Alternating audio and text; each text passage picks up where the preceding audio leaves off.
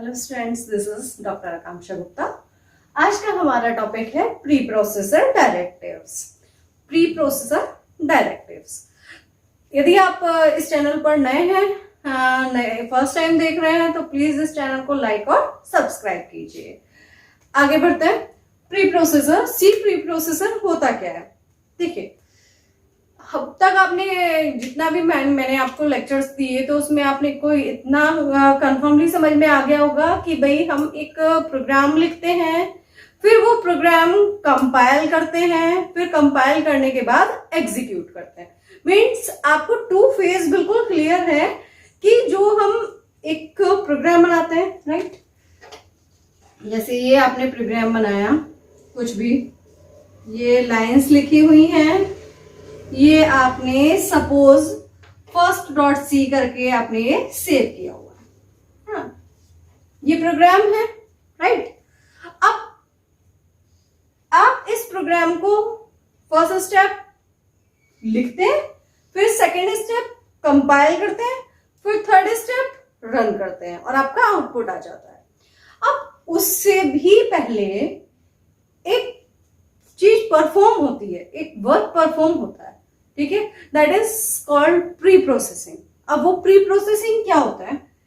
C preprocessor. Preprocessor is a program that process our source program before it is passed to the compiler. Means जब भी आप का source code है, आप उसे compile करते हैं, उससे पहले जो आपका सोर्स कोड है वो प्री प्रोसेसर के पास जाता है। और प्री प्रोसेसर एक टाइप का प्रोग्राम है जो इसको प्रोसेस करता है, ठीक है? तो आपने जैसे फर्स्ट डॉट सी बनाया, तो ये अब किसके पास जाएगा? कंपाइलेशन से पहले इसके एक काम होता है, वो किसके पास जाता है? प्री प्रोसेसर के पास जाता है। प्री प्रोसेसर के पास जाता है, ठीक है? प्री प्रोसेसर के पास गया वो। अब वो प्री प्रोसेसर क्या करता है कि प्री प्रोसेसर का काम है कि इस फाइल में यदि कुछ प्री प्रोसेसर डायरेक्टिव्स यूज हुए हैं तो इसको एक्सपेंड कर देगा, ठीक है? प्री प्रोसेसर का काम क्या है कि उसे जो भी हमारे प्री प्रोसेसर डायरेक्टिव्स हैं उसको एक्सपेंड कर देगा। अब आपको ये नहीं पता है कि प्री प्रोसेसर डायरेक्टिव क्या होता है। देखिए, बताती हूँ। ये फर्स्ट डॉट सी जो है फाइल होगी, वो कंपाइलेशन से पहले प्री प्रोसेसर के पास जाएगी। प्री प्रोसेसर इस फर्स्ट डॉट सी को एक्सपेंड करेगा और एक्सपेंड करके इसे कन्वर्ट कर देता है फर्स्ट डॉट आई, मतलब डॉट आई एक्सटेंशन से वो सेव होता है, जो भी वो एक्सपेंड करके हमें देता है, ठीक है? और फिर ये जो फाइल है ये कंपाइलेशन के लिए जाती है। ये जो फाइल है ये सब वर्क कहाँ होता है? इंटरनली होता है, आपको शो नहीं होगा। तो ये फर्स्ट डॉट आई जो है ये कहाँ जाएगा? कंपाइलर के पास जाएगा, ठीक? अच्छा, ये क्यों जाता है कंपाइलेशन से पहले? इसके पास जाने की क्या रिक्वायरमेंट है? क्योंकि हमने क्या किया हुआ है, प्री प्रोसेसर क्या करता है? आपके सी प्रोग्राम को एक्सपेंड करता है। एक्सपेंड क्यों करता है? क्योंकि जो भी चीजें, जैसे आपने जो भी चीजें होती हैं हैश से स्टार्ट, ठीक है? तो उसका मीनिंग क्या होता है कि प्रोग्राम में ये चीज एक्सपेंड कर दो पहले, ठीक है? लाइक देखिए, समझिए, अभी मैंने आपको जो क्लियर किया है उसमें मैंने आपको ये बताया कि प्री प्रोसेसर आपका एक प्रोग्राम है, वो क्या करेगा? पहले सोर्स कोड को प्रोसेस करेगा और एक्सपेंड कर देगा, और पीआर जो भी आपकी फाइल है उसको डॉट आई एक्सटेंशन में कन्वर्ट कर देगा। डॉट आई एक्सटेंशन में जो भी फाइल होती है वो एक्सपेंडेड फॉर्म में होती है, ठीक? अब वो एक्सपेंड करता क्यों है? ये बात, क्या रिक्वायरमेंट है? देखिए, हैश इंक्लूड हम यूज करते आए हैं स्टार्टिंग से, stdio.h, सपोज मैंने ये यूज किया हुआ है, इंट मेन ये यूज किया हुआ है, और ये हमारी स्टेटमेंट है प्रिंट एफ हल। ये हमारी स्टेटमेंट है हेल्प। हमेशा याद रखना, जो भी प्री प्रोसेसर प्रोसेस करता है ना, जो भी प्री प्रोसेसर प्रोसेस करता है वो क्या प्रोसेस करता है, जो भी लाइन हैश से स्टार्ट हो रही होती है, इन जो भी हैश से स्टार्ट हो रहे होते हैं इन्हें हम बोलते हैं प्री प्रोसेसर डायरेक्टिव। क्या बोलते हैं? Pre processor directive. Pre processor directive जो भी हैश से स्टार्ट हो रहे हैं होते हैं। ठीक है, ये मैं अभी बताऊंगी कि कितने टाइप के होते हैं, पूरा चैप्टर है वो, हम पूरा लेक्चर होगा, मैं स्टेप बाय स्टेप कई वीडियोस में कवर करूंगी, कई पार्ट्स में कवर करूंगी इन्हें। खैर, तो प्री प्रोसेसर को कैसे पता चलेगा कि उसे क्या चीज एक्सपेंड करनी है? जो भी हैश से स्टार्ट हो रही है, जहां भी प्री प्रोसेसर डायरेक्टिव उसे देखेंगे वो उसको एक्सपेंड कर देगा। अब जैसे hash include stdio dot h, तो इट मीन्स वो क्या करेगा कि जो भी stdio है उसे ओपन कर देगा यहाँ पर stdio, जिससे कि हम जो स्टैंडर्ड इनपुट आउटपुट के फंक्शन है उनकी डेफिनेशन हमें यहाँ मिल जाए। अब जैसे printf है या scanf है ना, तो उसकी जो मीनिंग है वो किसमें है? stdio डॉट h में। तो वो क्या करेगा, इसे ओपन कर देगा stdio डॉट h को, इस लाइन को एक्सपेंड कर देगा, और मेन आपका जो है मतलब ये लाइन एक्सपेंड हो गई प्लस ये, तो ये पूरा मिलकर क्या बन गया? ये आपका पूरा मिलकर बन गया, सपोज इस फाइल का नाम है फर्स्ट डॉट सी। ठीक, इसमें ये हेडर फाइल ओपन हो गई, इसमें ये हेडर फाइल ओपन हो गई, तो ये बन गया फर्स्ट डॉट आई। ठीक है, तो अब ये चीज देखिए बहुत ध्यान से, बहुत अच्छे से आपको ये कॉन्सेप्ट क्लियर होगा। प्री प्रोसेसर वो प्रोग्राम जो कि आपकी फाइल को एक्सपेंड करता है, फाइल को एक्सपेंड फॉर्म में लाता है। अब एक्सपेंड क्या करेगा, कैसे पता चलेगा? जो भी हैश से स्टार्ट हो रहे होंगे, हैश से जो भी स्टार्ट होता है वो क्या होते हैं? Pre processor directive. ठीक है, अब उसे पता चल गया कि हाँ मुझे इस लाइन को प्रोसेस करना है। ठीक है, ये बात समझ में आई।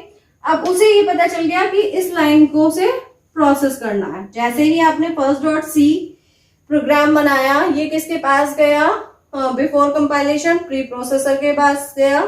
प्री प्रोसेसर ने देखा कि मेरे लिए कमांड्स है या नहीं है, मतलब मुझे एक्सपेंड करना है कुछ या नहीं, तो यस उसे हैश मिल गया।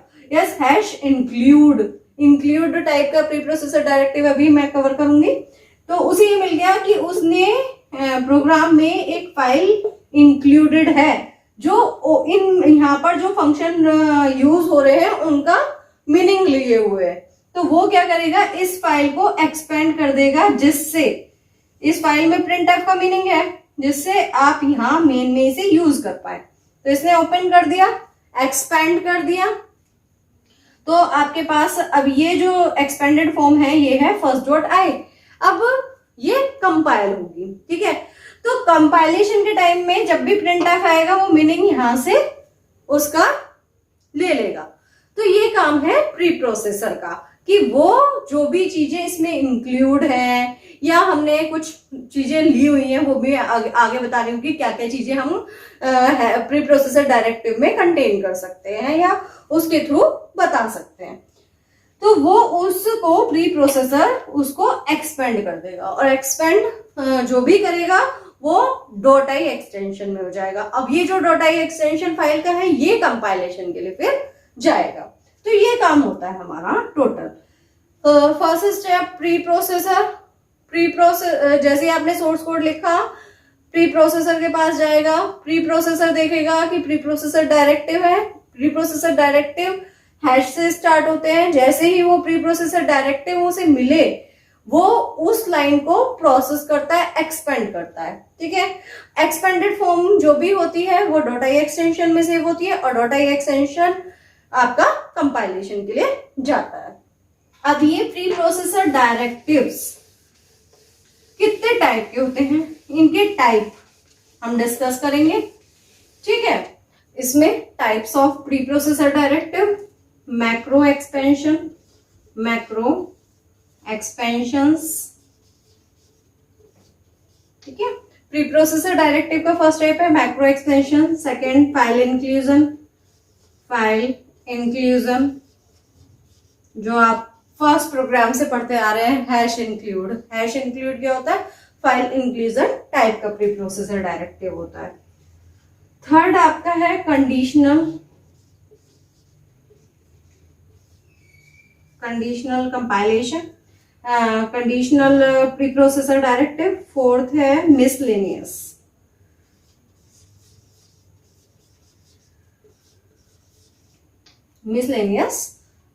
एक्सपेंशंस और डायरेक्टिव्स, ठीक है। ये हमारे 4 टाइप के होते हैं जिन्हें हम 1 बाय 1 अब डिटेल में पढ़ेंगे। फर्स्ट हमारा है मैक्रो एक्सपेंशन। तो यहां तक आपने जो प्री प्रोसेसर की डेफिनेशन अच्छे से क्लियर हुई होगी आपको, और उसके टाइप्स हमारे होते हैं macro expansion, file inclusion, conditional compilation और प्री प्रोसेसर डायरेक्टिव और मिसलेनियस। अब देखिए इसके आगे क्या होता है, मैक्रो एक्सपेंशन, मैक्रो एक्सपेंशन, ये क्या होता है? मैक्रो एक्सपेंशन देखिए क्या होता है कि हम किसी भी चीज का एक टेम्पलेट बना लेते हैं, जो चीज बहुत बार आपकी यूज हो रही है प्रोग्राम में, या कुछ ऐसा है जो यूजर को समझ में नहीं आ रहा है प्रोग्राम में, तो आप उसके लिए कुछ वर्ड डिसाइड कर लें। लाइक मेरी बात ऐसे समझ में नहीं आएगी, कोई रियल एग्जांपल लेते हैं। जैसे आप सपोज किसी प्रोग्राम में एरिया कैलकुलेट कर रहे हैं, तो सर्किल का एरिया कैलकुलेट कर रहे हैं, क्या होता है, पाई आर स्क्वायर। तो पाई जो होता है आप क्या करते हैं प्रोग्राम में 3.14 इंटू आर लिख देते हैं।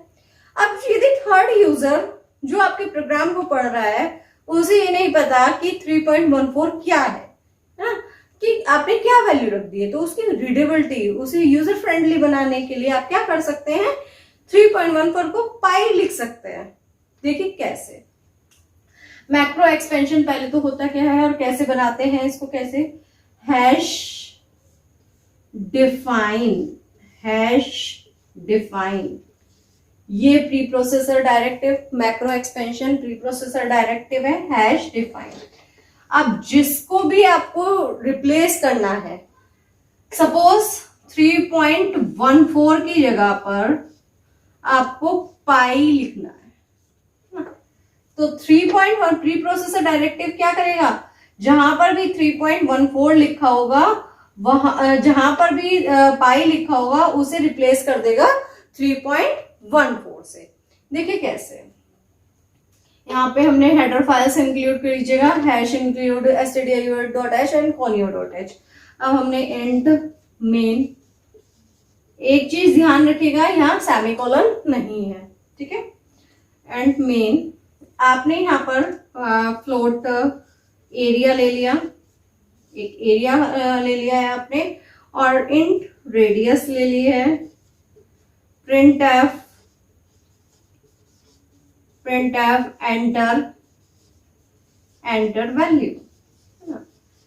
वैल्यू, स्कैन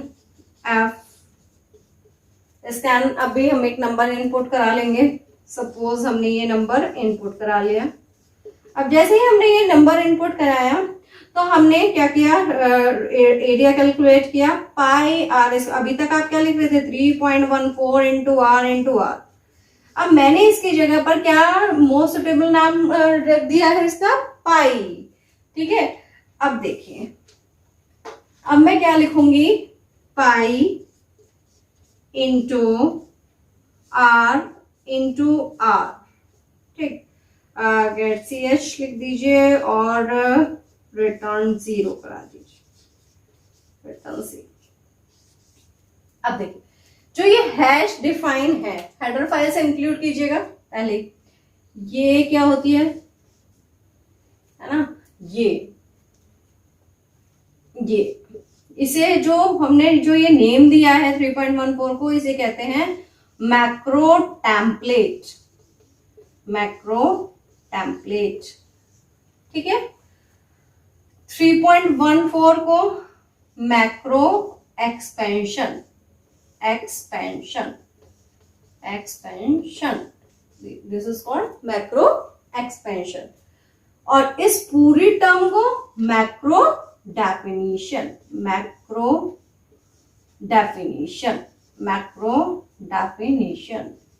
और you can say macro only, ठीक है। This full term is called macro. तो आगे मैं अब जब भी आपको लेक्चर दूंगी तो मैं बोलूंगी कि मैक्रो को डेफिनेशन देनी है यहाँ, तो आप हैश डिफाइन जो भी आपको लेबल इससे रिप्लेस कराना हो वो लिखेंगे। तो ये होती है मैक्रो टेम्पलेट और ये होता है मैक्रो एक्सपेंशन। तो ये टेक्निकल टर्म्स आप समझिएगा क्योंकि आगे मैं ये यूज करने वाली हूँ। अब क्या होगा, जब ये प्रोग्राम आप कंपाइल करेंगे उससे पहले ये प्री प्रोसेसर के पास जाएगा। प्री प्रोसेसर हैश देखेगा तो इसे प्रोसेस करेगा, जहां भी पाई है उसे 3.14 से रिप्लेस कर देगा। यहाँ 3.14 आ जाएगा और प्रोग्राम आपका यहाँ पर 3.14 आ जाएगा, एक्सपेंड हो गया ये, और मतलब ये पाई जो है वो 3.14 से वो रिप्लेस कर देगा। तो अब आप देख रहे हैं इससे क्या हो रहा है, रीडेबिलिटी बढ़ रही है, समझ में आ रहा है कि हाँ भाई पाई होता है, 3.14 नहीं होता है। 3.14 का मीनिंग मतलब पाई की वैल्यू है, ठीक। अच्छा, ये चीज हुई। एक तो यूज ये हुआ कि आप रीडेबिलिटी बढ़ा सकते हैं, एक यूजर फ्रेंडली प्रोग्राम बना सकते हैं, ठीक है। अच्छे प्रोग्रामर की ये होता है कि भाई वो पहले यदि यूजर को लगता है कि ये चीज समझ में नहीं आएगी तो उसकी मैक्रो टेम्पलेट बना देता है, ठीक है। एक तो ये हुआ, एक एफिशिएंट भी बनाता है। एफिशिएंट, सपोज एक प्रोग्राम है, ठीक है, उसमें एक ही चीज बहुत बार यूज हो रही है, लाइक प्रिंट एफ वेलकम, ये वेलकम 5-6 टाइम बार लिखना पड़ रहा है, इतनी बड़ी चीज इरिटेशन होती है। आपने भी बहुत सारे प्रोग्राम बनाए होंगे, उसमें सेम चीज यदि आपको बार बार टाइप करनी पड़ती है तो आपको थोड़ा सा लगता होगा कि नहीं इसकी जगह कुछ ऐसा होता। तो हम यहाँ पर मैक्रो में उसके लिए बहुत बढ़िया सॉल्यूशन है कि जितनी भी टर्म, सपोज आपको 5 टर्म 4 टर्म ऐसी है कि कोड में बार बार आ रही है, तो उसका आप मैक्रो बना दीजिए और मैक्रो वो वर्ड आप वहां पर यूज करेंगे। प्री प्रोसेसर का काम है वो उस टाइम पर अपने आप उसे उस जगह पर रिप्लेस करके प्रोग्राम को एक्सपेंडेड फॉर्म में बना देगा। लाइक अब आप कहते होंगे भाई ये क्या मैम आपने समझा दिया, वो समझ में आ गया, लेकिन प्रोग्राम में कैसे करेंगे। अब जैसे हाँ, हम एक प्रोग्राम में सरकमफ्रेंस भी कैलकुलेट कर रहे हैं, ठीक है। हम एक प्रोग्राम में पेरीमीटर, सरकमफ्रेंस, एरिया सब कुछ कैलकुलेट कर रहा है, तो उसमें बार बार हमें लिखना पड़ रहा है suppose print F enter the value, ये वर्ड हमें बार बार यूजर को देना पड़ रहा है इनपुट कराने के लिए, इनपुट के से पहले मैसेज देने के लिए। तो हम क्या करें, हम क्या कर सकते हैं, ये क्लियर हुआ कि ये पाई को 3.14 से रिप्लेस कर देगा, ठीक। अब हम आते हैं अपनी दूसरी चीज पर। देखिए बहुत अच्छा आपको एग्जाम्पल जो यूजफुल आपको लगेगा। Hash define header file include कीजिएगा। हैश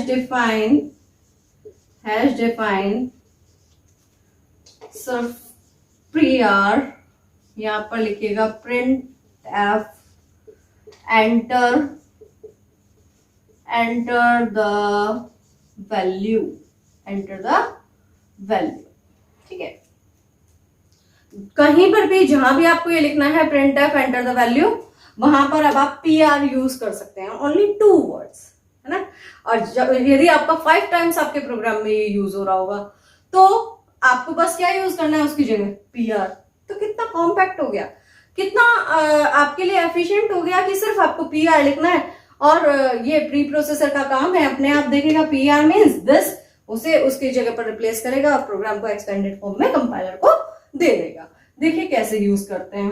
अब एंड मेन ये हो गया। अब यहां पर मैं सपोज एरिया भी कैलकुलेट कर रही हूँ, सरकमफ्रेंस कैलकुलेट कर रही हूँ, ठीक। और यहाँ पर मैंने इंट रेडियस ली है, ये लिए। तो मैंने कहा print F enter the value, तो बस अब मुझे यहाँ पर क्या लिखना है, पी आर। देखिए वहां सेमीकोलन नहीं है जहां पर आप मैक्रो डेफिनेशन देते हैं, लेकिन जहां यूज करते हैं वो तो स्टेटमेंट है, यहाँ आपको सेमीकोलन देना है। PR printf enter the value, scan कीजिए आराम से, आपको कोड लिखना ही नहीं है, ये आपने ये लिख लिया।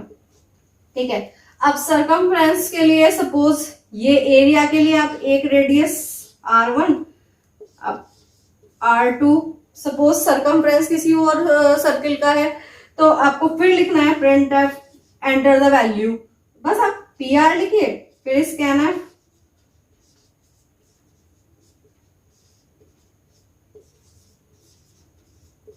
ये सिर्फ आपको समझाने के लिए, ऐसा कुछ नहीं है कि भाई आपको अलग अलग रेडियस लेनी है।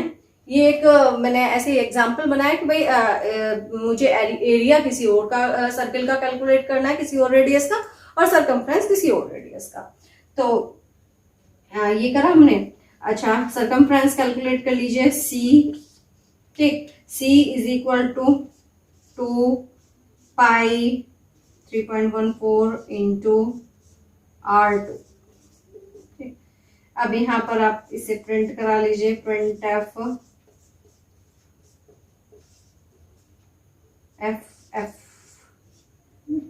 सी get ch and return 0, ये हमने किया। अब देखिए AC R1 R2 integer type का था, हमने सब इंटीजर लिया है, ठीक है। अच्छा, तो अब क्या होगा, जैसे ही आप कंपाइल करेंगे, कंपाइल करने से पहले प्री प्रोसेसर के पास जाएगा, तो प्री प्रोसेसर ने प्री प्रोसेसर डायरेक्टिव सर्च किया, हैश से मिल गया उसे, जैसे ही उसे मिल गया उसे समझ में आ गया जहां भी PR लिखा होगा वहां पर इससे इसे रिप्लेस करना है। ये सब एग्जीक्यूट हुआ, PR उसे मिला तो वो क्या करेगा, यहाँ पर printf ये पूरा एक्सपेंड कर देगा, फिर यहाँ उसे printf मिला, PR मिला, फिर ये यहाँ ले आएगा, तो एक एक्सपेंडेड फॉर्म आई, वो .i एक्सटेंशन से सेव होगी और फिर उसे कंपाइलेशन के पास भेज देगा। तो इस तरह से अब आपको बहुत बड़ा बेनिफिट दिख रहा होगा कि scanf आपको बार बार यूज करना पड़ रहा था, या getch आपको बार बार यूज करना है, या जो भी चीजें, जो भी सपोज आपको वेलकम मैसेज है ना, वेलकम मैसेज ऐसा होता है कि हर कंपटीशन से पहले आपने वेलकम लिख दिया, welcome to this calculator, welcome, या जो भी चीजें, जो भी मैसेज आपको बार बार प्रिंट कराना है वो उसका आप मैक्रो बनाइए और मैक्रो यहाँ पर लिखिए और फिर शॉर्टकट कीवर्ड यूज कीजिए, ठीक है। और प्री प्रोसेसर का काम है कि उस जो मैक्रो टेम्पलेट है, मैक्रो टेम्पलेट को मैक्रो डेफिनेशन से, मैक्रो टेम्पलेट को मैक्रो एक्सपेंशन से रिप्लेस कर देगा, ठीक है। तो ये चीज प्री प्रोसेसर करता है और इसका ये बेनिफिट है कि ये प्रोग्राम को बहुत एफिशिएंट और रीडेबल बना देता है, ठीक। अभी एक्सपेंशंस, मैक्रो एक्सपेंशंस में बहुत कुछ है, पैरामीटर कैसे, आर्ग्यूमेंट कैसे पास करते हैं, क्या होता है आगे, तो उसे हम नेक्स्ट लेक्चर में कवर करेंगे, ठीक। तो यदि आपको मेरी वीडियो, मेरे लेक्चर्स अच्छे लगते हैं तो प्लीज चैनल को लाइक और सब्सक्राइब कीजिए। Thank you so much.